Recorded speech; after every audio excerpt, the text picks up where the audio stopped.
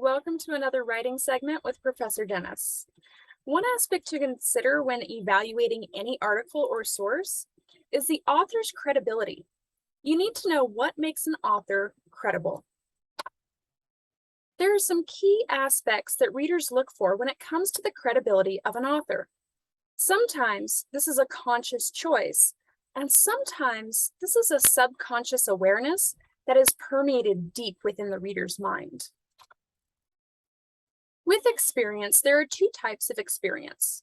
The first type of experience is life experience that comes from events and personal experiences stemming from daily life. This type of experience can lead an author to want to write about their own personal life as a way to help others. The other type of experience comes from a person's career. Typically, you would trust someone with your laptop if they've been working on technology and laptops for the last 10 years over someone who is brand new with no experience. The same is true of your authors. You are more likely to trust an author who has been in the business or avenue they are writing about if they have experience within that field. The next area of credibility usually comes from the type of education that your author has. Here we see the varying levels of different degrees. The higher up in the degrees you go, the more time the individual has spent studying in their field. The term expert has two different levels of understanding. To some, it is the one in the room with the most knowledge on the topic. To others, it is the level of time spent studying that field. If you do an online search on the phrase, "How many hours does it take to become an expert?" there will be numerous articles that pop up with a number of 10,000 hours. That's a lot of time. While there are those that crop up to debunk this theory, the truth remains that the more time your author has studying a topic, the better versed they are to speak, or rather write, on that topic. Of course, to make up for the lack of 10,000 hours, we have the backup of research. The first thing to consider when looking at an author's research is whether or not it is peer-reviewed. Peer-reviewed research means that it has been examined and found to be true by other experts in the field. It is not a random online article that could easily be disproved or have doubt cast on it. And it's not using purely opinion-based pieces. True research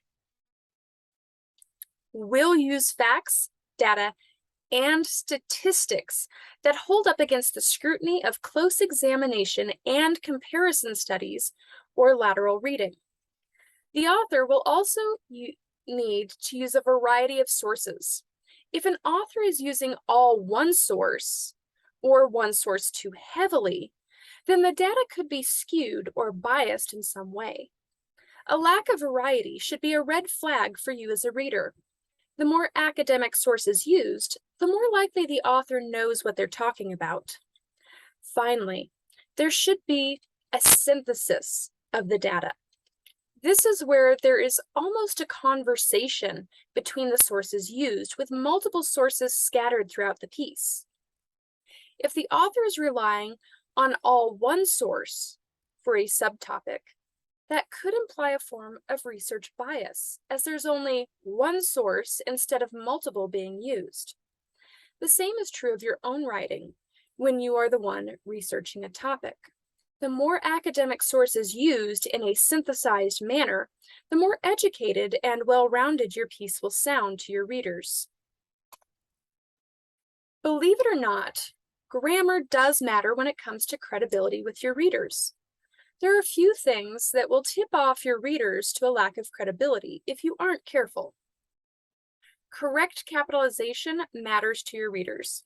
Having a random word capitalized in the middle of a sentence could have your readers raising an eyebrow because something seems off to them. The same is true if you are not capitalizing the word I in your writing. Your punctuation also matters to your readers. If you're not using your commas correctly, you could be sending the wrong message. The same is true for all of the items on this list. And as a reader, these are the things you inherently know, even if you can't put your finger on the why. How many times have you read a clickbait article only to back out quickly because there were grammar mistakes in the first paragraph that graded wrong on your brain? When looking for credible sources, you do want to watch for these items because the peer review process will have caught most of these types of mistakes before going to print. Having too many of these errors denotes that the piece you are reading may not be as credible as you think.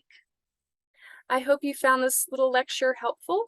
If you have any questions, comments, or concerns, please make sure that you reach out to your professor using that email icon in your learning management system.